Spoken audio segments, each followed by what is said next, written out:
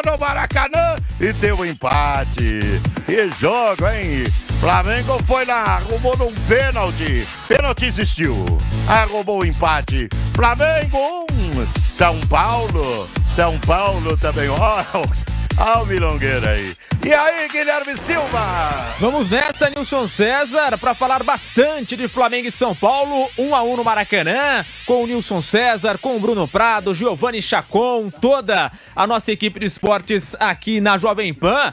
Esse pós-jogo, porque um resultado que no final das contas ficou até bom para o Flamengo, que não jogou nada, jogou muito mal a equipe rubro-negra, mas conseguiu o empate num pênalti ali que a gente vai discutir já com o Nilson César, com o Bruno, com o Chacon. Lembrando que teremos também zona mista, os jogadores passando lá na zona mista do Maracanã, as entrevistas dos treinadores, Jorge Sampaoli e também o técnico Dorival Júnior. Enfim, é o pós-jogo da Jovem Pan a partir de agora. Então deixa o like, se inscreva no canal e vem com a gente. E para falar, claro, bastante desse Flamengo e São Paulo, vou ter aqui o Nilson, o Bruno, o Chacon e, claro, você que nos acompanha aqui pelo YouTube pode também interagir mandando a sua mensagem.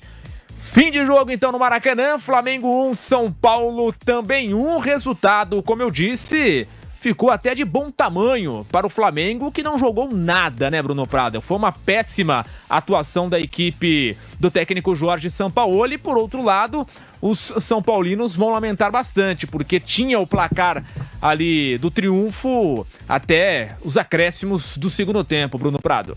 Sim, o São Paulo deixou a vitória escapar, seria a primeira fora de casa no Campeonato Brasileiro, né? Ainda não venceu, fecha o turno sem vencer como visitante e teve a chance, né? Fez o gol, saiu na frente e principalmente, né, no segundo tempo, uma chance claríssima ali com o Wellington Rato, desperdiçada, ali era 2-0 e o Flamengo não teria como reagir.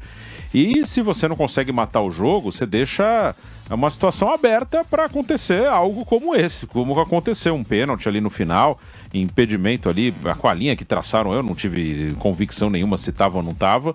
Aí teve o Michel Araújo, derrubou o Luiz Araújo entrou bem, foi o que conseguiu mexer um pouquinho com o time do Flamengo, entrou buscando o jogo, um time do Flamengo que, mesmo quando está mais com a bola no ataque, machuca muito pouco seu adversário, não faz o Jandrei fez boas defesas, mas a maioria de chutes de fora da área. O Flamengo ele não incomoda muito, o Luiz Araújo começou a incomodar mais o São Paulo, porque ele entrou buscando, tentando a jogada individual, e numa dessas tentativas teve o pênalti que o Pedro converteu. Então, quando não mata, fica aberto para um pênalti, para uma bola desviada, para uma bola parada, para um cruzamento, que às vezes te tira pontos, né? O São Paulo perdeu 2 pontos no Rio de Janeiro. No lado do Flamengo, continua uma coisa muito preocupante, né? É muito ruim o desempenho do Flamengo nos últimos jogos. O time teve uma queda grande, né? De pelo menos 10 dias para cá. E deixa até aberto o confronto de quarta-feira com o Grêmio. É claro que o Flamengo tem uma enorme vantagem, ganhou em Porto Alegre 2-0 e lá naquele jogo em Porto Alegre jogou muito bem, mas do jeito que tá o Flamengo, não dá pra cravar, não tem chance nenhuma do Grêmio reverter. Se o Grêmio fizer um gol no Maracanã, vira um inferno. Então é bom o Flamengo tomar cuidado. O Flamengo não está no momento de se sentir confortável mesmo com uma vantagem de 2 gols que conquistou fora de casa. Nilson César, placar final de 1-1 no Maracanã, com o Flamengo não jogando nada e o São Paulo poderia ter saído com um placar mais favorável. Guilherme, o primeiro tempo do Flamengo eu achei muito estranha a atitude dos jogadores.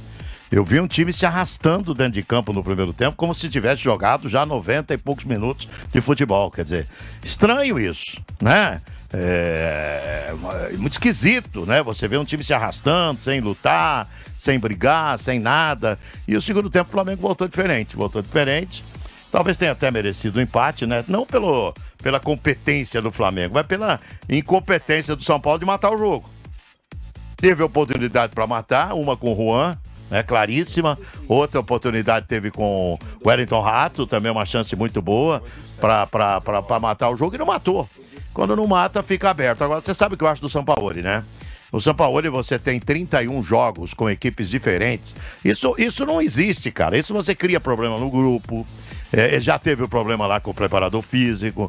Se eu sou o Sampaoli, sabe o que eu faço? Vambora. Vambora, porque não tem. Fica claro que não tem ambiente mais pra ele dentro do Flamengo.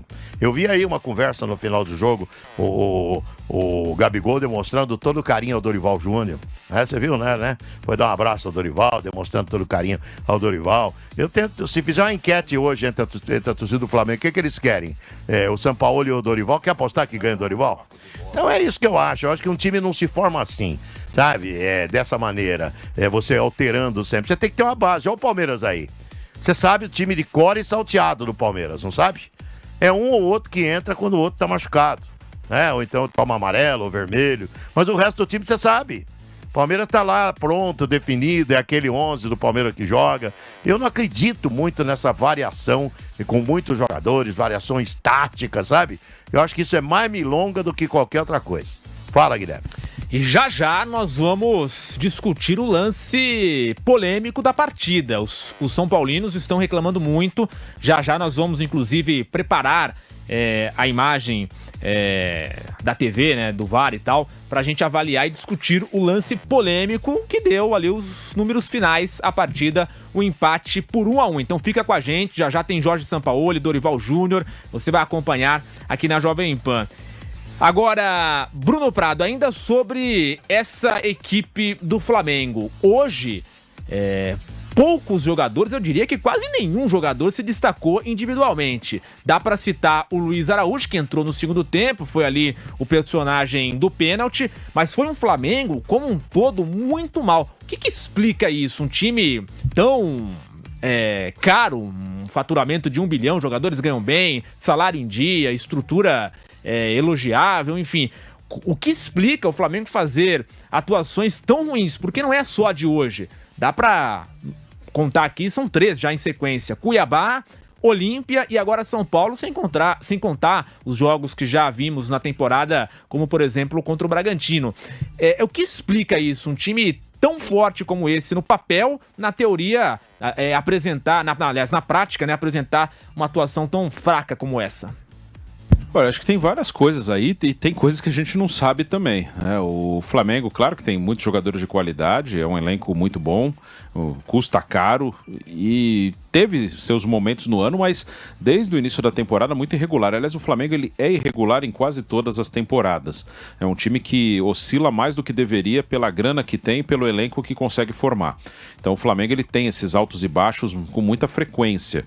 E por ser um time de grande torcida, acaba tudo virando um furacão rapidamente e o Flamengo em poucos jogos ele acaba entrando num buraco que ninguém espera. O Flamengo, acho que tem algumas questões das características dos jogadores e da parte tática. É um time que hoje não consegue, por exemplo, marcar pressão. Quando o Flamengo precisa marcar pressão, o adversário, o Sampaoli gosta de jogar assim, e normalmente por ser um time que tem a iniciativa do jogo, é um time que tenta muitas vezes marcar mais adiantado, normalmente essa marcação-pressão é muito ruim. Aí eu acho que tem a ver também com a característica física de alguns atletas. O Flamengo não consegue ter esse jogo de marcar mais à frente, marcar intensamente a saída de bola de um adversário. Aí pode ter as questões de relacionamento, sim, que acho que pioraram depois do soco lá do preparador físico no Pedro. O preparador físico saiu, mas permaneceu a comissão técnica. Aí tem questões também de um elenco que já venceu muitas vezes com o Flamengo e que são jogadores já na história do clube e não é fácil você chegar lá e conseguir administrar esse elenco. Isso já aconteceu com vários treinadores. Na parte tática, é um time que, além de não conseguir fazer bem a marcação-pressão, é um time que circula a bola de maneira muito lenta, até porque tenta ficar com a bola e empurrar o adversário para trás, o adversário se fecha em pouco espaço e o Flamengo é muito lento na circulação de bola, aí também tem a ver com a parte tática. Então tem problemas, sim, tem problemas na parte tática, tem problemas no relacionamento, muito provavelmente, e tem a pressão natural do Flamengo, a implosão natural. É um elenco que o Piperno fez essa observação no jogo de quinta contra o Olímpia, que lá no Paraguai o Flamengo iniciou com 6 jogadores que estavam na final de 2019.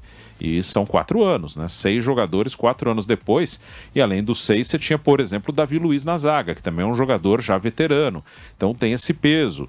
É um momento, talvez, de mudar mais radicalmente o elenco. Então tem várias questões. Tem as questões do técnico, realmente é um trabalho com defeitos do Jorge Sampaoli. Tem a questão dos atletas que oscilam muito também, tiveram oscilações no ano passado, esse ano antes do Sampaoli também não estava bom, 2021 teve problemas, 2020 só assumiu a liderança na penúltima rodada, então tem essa questão também dos jogadores e uma pressão enorme quando com a mínima coisa, qualquer pequena coisa no Flamengo vira algo enorme. Nilson César, o que explica esse Flamengo jogar tão mal? O Bruno citou algumas possibilidades, né? Mas essa questão do relacionamento pega muito, não tem dúvidas. Claro que pega. Né? Você viu por onde entrou Pedro, você viu onde saiu o Gabigol? Exato. Não, e até na comemoração do Pedro, 2 jogadores foram comemorar com o Pedro. Porque então, a segunda informações... Tá o vestiário do Flamengo tá rachado. Quando o vestiário tá rachado, dificilmente a coisa anda. O pessoal sempre lembra aquela história do Corinthians, né? Sempre quando vai falar, fala, mas o Corinthians ninguém se falava e foi campeão. Mas isso é exceção, não é a regra. A regra do vestiário rachado é a coisa não andar. Entendeu? Essa é uma regra. Então, o Sampaoli, o que devia ter feito? O que a diretoria do Flamengo devia ter feito? Demitido o Sampaoli também. Entendeu? Sabe quem tá lá? O filho do preparador físico tá trabalhando ainda lá. Cara, você não conhece jogador de futebol? No dia do episódio, eu falei aí num Canelada que eu participava, eu disse exatamente isso. Falei, não vai dar certo, não vai andar o Flamengo a partir de agora. Não vai andar, os jogadores não vão andar. Quando racha a coisa, já é um bando de vaidosos. Deve ser uma briga de ego lá dentro, nossa senhora. Deve ser uma briga de vaidade e egos dentro do Flamengo incrível. Então, quer dizer, eu acho que o que o Bruno falou é verdade. Eu acho que tem que dar uma sacudida pro ano que vem, dar uma reformulada de verdade no elenco do Flamengo, reformular de verdade, e aí buscar um cara... que trabalhe com esses novos jogadores que vão chegar no Flamengo. Eu não gosto do trabalho do Sampaoli, eu insisto em dizer isso. Para mim, eu acho que ele é mais discurso, mais conversa do que conquistas e prática, entendeu? Mais discurso, mais conversa do que conquistas e prática. Os números mostram isso. Que em termos de conquista, ele conquistou muito pouca coisa dentro da carreira como técnico. Ele não é um vencedor. E é conversa demais. E esse negócio de alteração de time, você acha que isso aí faz bem pro grupo? O grupo não sabe quem vai jogar. Entendeu? O jogo próximo do Flamengo é contra o Coritiba, se eu não me engano. Antes tem o Grêmio, tem o Grêmio, isso, tá. Isso. Mas o grupo não sabe. O Grêmio é pela Copa do Brasil. O Campeonato Brasileiro é Coritiba. Os caras não sabem quem vai jogar. Então isso não dá segurança ao atleta, não dá firmeza ao jogador, sabe? Ninguém tem noção de quem vai jogar, que esquema ele vai implantar, sabe? Eu vi um comentário do Galvão Bueno sobre isso, eu às vezes discordo 100% do Galvão, mas nessa eu tenho que concordar 100%, porque ele acha do mesmo jeito que eu acho, que você tendo 31 times diferentes, não há time que ande. Então, o Flamengo não anda, não tá andando, e enquanto continuar o Sampaoli, pode ter certeza que não vai andar. E se depender da minha torcida, até a pé nós iremos. Até a pé nós iremos. Sou Grêmio até a morte. Eu quero ver o Flamengo não ganhar nada, nem torneio de peteca. Diz que tem um time lá no Leblon, tomara que chegue no final do torneio de peteca no Leblon, enfrente o time do Leblon e perca até torneio de peteca. É isso que eu torço contra o Flamengo esse ano, em razão da sacanagem feita com o Dorival. Os deuses da bola também estão punindo o Flamengo. Então é isso, minha galera. Mais um videozinho aqui pro nosso canal. Tudo sobre o pós-jogo do Flamengo contra o São Paulo, né? O duelo aí de Sampaoli contra Dorival. Dorival teve a sua revanche e o Flamengo pagou por todos os pecados que fez com o Dorival, né, por ter mandado ele embora. Inclusive, foi aí o motivo aí da discussão aí na reportagem que a gente cortou aí da Jovem Pan, né? Até os próprios comentaristas estão revoltados, indignados com a diretoria do Flamengo por tudo que eles fizeram e tá acarretando nesse elenco hoje aí que não tá levando nada. Ficamos aí então com um empate, né, dentro de casa. O Flamengo vem aí de uma série de turbulências, não conseguimos trazer esses 3 pontos para dentro de casa. Queria que vocês deixassem no comentário a opinião de vocês sobre o atual desempenho do Flamengo. Eu estou completamente desacreditado, né, desanimado com o time e bola para frente, vamos ver no que dá. Não esqueça de dar o seu like aí no nosso canal. Valeu, nação, tamo junto, aquele abraço.